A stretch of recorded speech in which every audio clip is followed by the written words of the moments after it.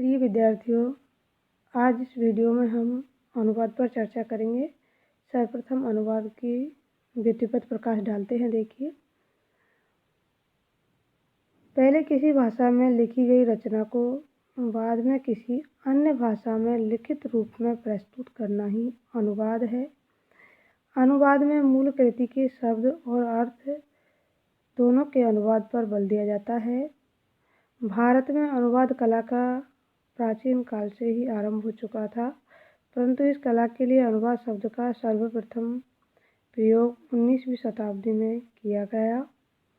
अनुवाद के लिए अन्य पर्यायवाची शब्दों का भी प्रयोग किया जाता है, जैसे छाया, टीका, भाषा, भाष्य आदि।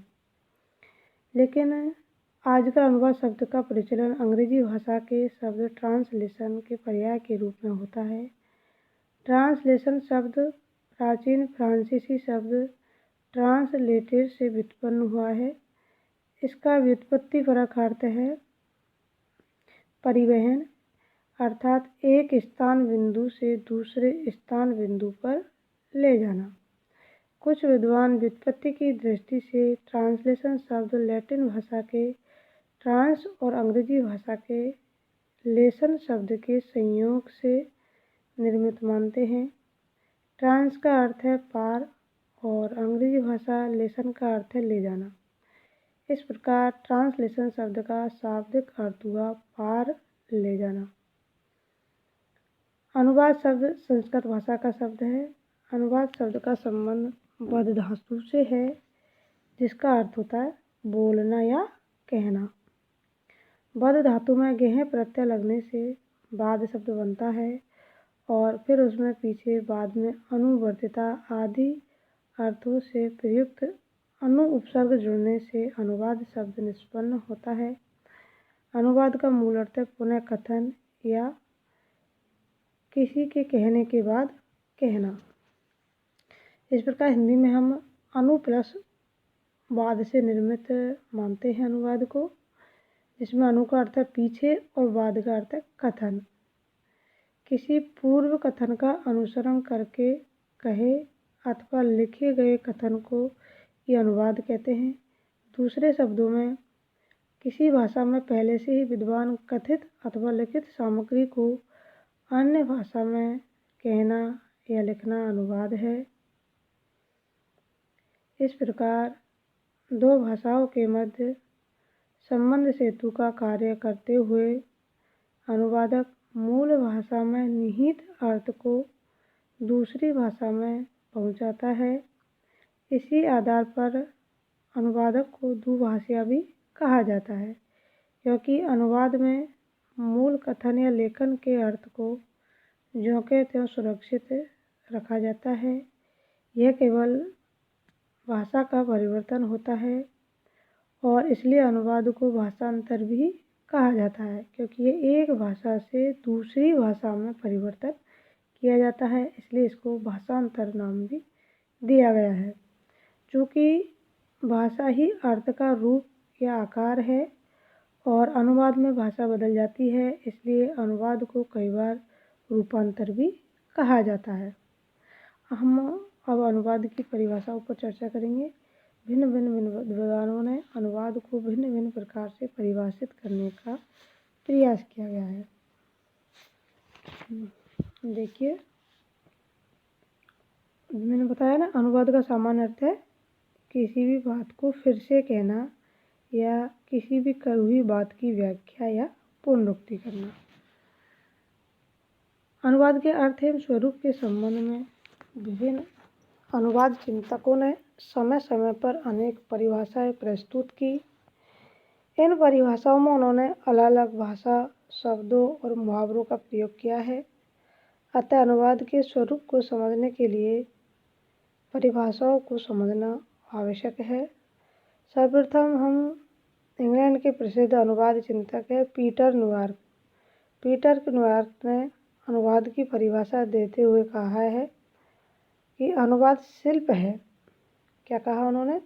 कि अनुवाद शिल्प है जिसमें एक भाषा में लिखित संदेश के स्थान पर दूसरी भाषा के उसी संदेश को प्रस्तुत करने का प्रयत्न किया जाता है। इसके पश्चात प्रसिद्ध विद्वान नीडा अनुवाद की परिभाषा करते हुए कहते हैं कि मूल भाषा के संदेश के समतुल्य संदेश को लक्ष्य भाषा में प्रस्तुत करने की क्रिया को अनुवाद कहते हैं। संदेशों की यह समतुल्यता पहले अर्थ और फिर शैली की दृष्टि से निकटतम एवं स्वाभाविक होती है। फिर टिलर महोदय के अनुसार अनुवाद में मूल का विस्तार तो पूरी तरह उतारना ही चाहिए, साथ ही उसकी शैली और लेखन की रीति भी वही होनी चाहिए जो मूल में थी। इसके अतिरिक्त अनुवाद में वह सजगता भी होनी चाहिए जो मूल में विद्वान होती है।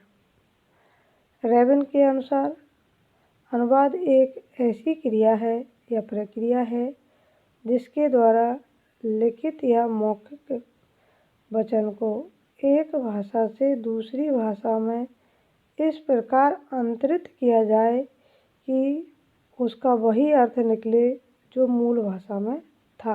और अर्थ नहीं निकलना चाहिए, उसका वही तात्पर्य निकले जो मूल भाषा में था।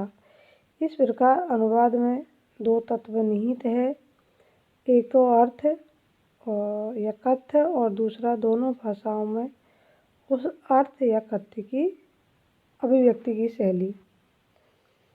इस प्रकार अलग अलग विद्वानों ने अनुवाद को अपने अनुसार परिभाषित करने का प्रयास किया है। अनेक अंग्रेजी विद्वानों ने भी अनुवाद की परिभाषा पर प्रकाश डाला है।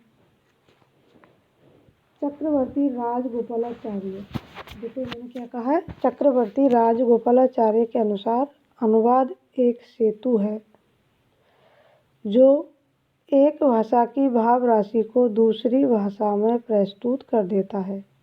इन्होंने अनुवाद को सेतु माना। स्मिथ के अनुसार अर्थ को बनाए रखते हुए अन्य भाषा में अंतरण करना ही अनुवाद है। कैलाश चंद्र भाटिया के अनुसार अनुवाद वह प्रविधि है जिसके माध्यम से एक भाषा में कही गई बात को अथवा विचार को अथवा सामग्री को दूसरी भाषा में उसी क्षमता के साथ कह दिया जाता है। इस प्रकार स्पष्ट है कि स्रोत भाषा की कृति को लक्ष्य भाषा में रूपांतरित करना ही अनुवाद है। लेकिन ऐसा करते समय मूल भाषा की कृति के जो भाव है, विचार है, उन्हें हमें लक्ष्य भाषा में भी सुरक्षित रखना होता है और उसकी जो अभिव्यंजना शैली है, अभिव्यंजना शैली पर भी ध्यान देना अनिवार्य होता है। अनुवाद का स्वरूप, क्या स्वरूप है अनुवाद का?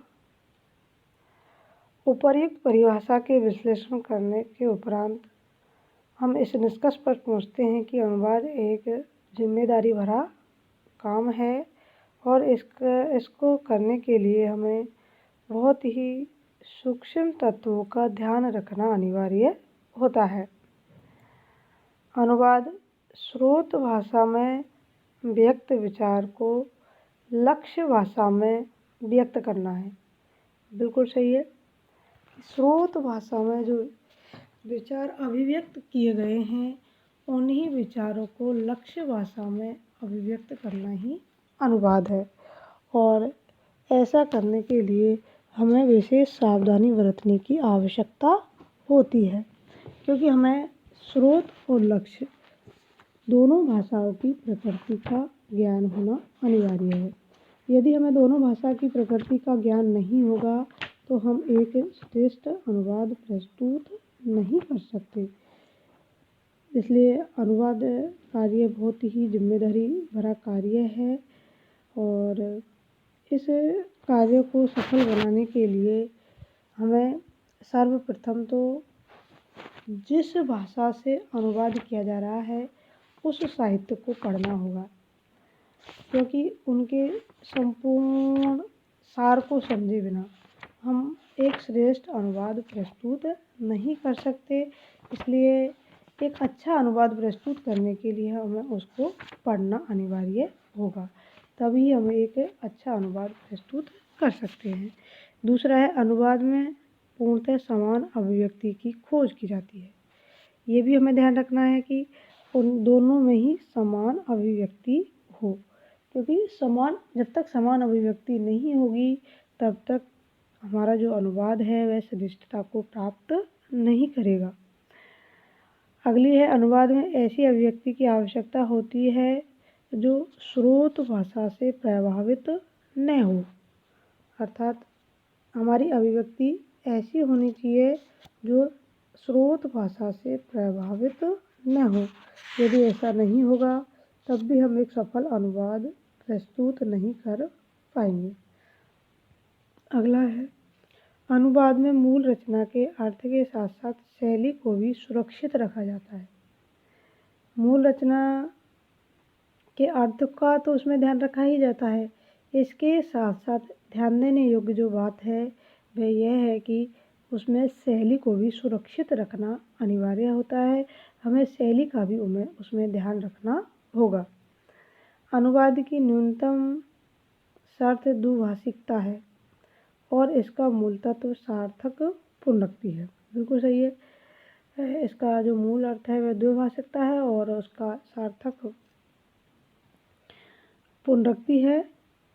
अतः स्पष्ट है कि अनुवाद के स्वरूप निर्धारण के लिए कोई एक फार्मूला संभव नहीं हो सकता और यह इस बात पर निर्भर करता है कि अनुवाद की सामग्री कैसी है। दरअसल अनुवाद की प्रकृति ही अनुवाद का स्वरूप निर्धारित करती है। अनुवाद मुख्यतः दो प्रकार का माना जाता है, एक साहित्यिक अनुवाद, दूसरा साहित्येतर अनुवाद। पहले में साहित्य की विभिन्न विधाओं से संबंधित सामग्री का अनुवाद किया जाता है, दूसरे में वैज्ञानिक और तकनीकी विषयों से संबंधित सामग्री का अध्ययन। सामग्री की इस भिन्नता के कारण ही अनुवाद में भी भिन्नता का होना जरूरी हो जाता है। यह भिन्नता उस सामग्री अथवा विषय की अनुवाद क्रिया को ही प्रभावित करती है। अतः उपयुक्त चर्चा के आधार पर हम कह सकते हैं कि सृजनात्मक साहित्य का अनुवाद अनिवार्यतः पुनः सृजन है।